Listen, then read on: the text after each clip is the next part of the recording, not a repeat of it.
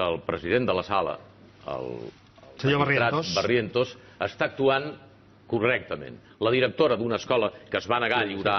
Ajenjo. La senyora Ajenjo. Però ell li pregunta per la intencionalitat. És a dir, què hagués fet vostè amb aquesta informació que li demanava? I el president de la sala li diu: no contesti, perquè això no és d'interès per aquest procediment. I té tota la raó del món, el senyor Barrientos, a dir-ho. Per què la senyora Ajenjo no va actuar de manera política? Però si l'ABC o la Razón traiés en portada una llista amb la pertanyença política dels directors d'escola que sí que han obrit l'escola, què diríem? Que és persecució política, que és il·legítim. En canvi, quan ho fem aquí amb gent de Ciutadans...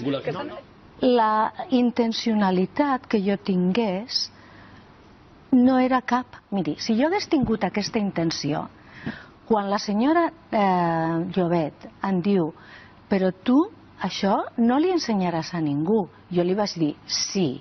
Si jo hagués tingut aquesta intenció premeditada i per això li demanava l'ordre, jo li hauria dit no li ensenyaré a ningú, i després hauria anat a ensenyar-la. Per tant, la senyora Ajenjo acceptava, aquí admetia, que volia el paper per poder-la portar a la delegada. Però és que tenim un sistema legal que jutja fets, no intencions. I no és un judici el caràcter d'aquesta senyora ni les seves afiliacions polítiques. La senyora Ajenjo no és justiciable.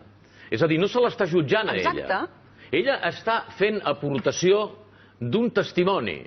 I el testimoni, que es pretén saber, no té res a veure o no ha de venir a veure's condicionat per la intencionalitat.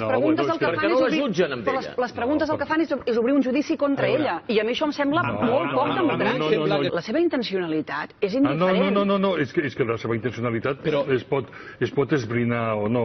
Però vull dir, de moment el que està molt clar és que la seva intencionalitat en el que ha fet ha estat ajudar la justícia a aclarir què és el que va succeir respecte a les claus del seu institut.